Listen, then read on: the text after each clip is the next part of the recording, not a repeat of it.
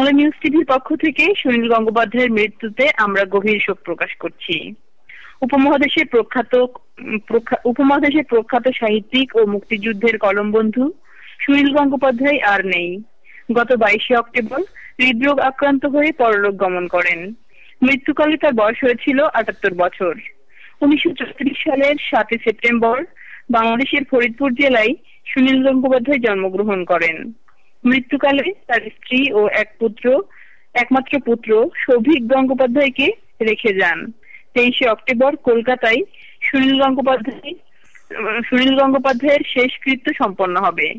সুনীল গঙ্গোপাধ্যায় বাংলাদেশের মুক্তিযুদ্ধ চলাকালীন সময়ে বাংলাদেশের সপক্ষে অনেক কলাম লেখেন। 1971 সালে মুক্তিযুদ্ধের সময় কলকাতার বিভিন্ন শরণার্থী শিবিরে কাজ করেছেন তিনি। কবিতা, গল্প, নাটক, প্রবন্ধ, রম্য রচনা লেখেন। সুনীল গঙ্গোপাধ্যায়ের উল্লেখযোগ্য রচনার মধ্যে রয়েছে সেই সময়, অরণ্যের দিনরাত্রি, রক্ত, অর্জুন, পুরুষ, অগ্নিপুত্র, পূর্ব পশ্চিম।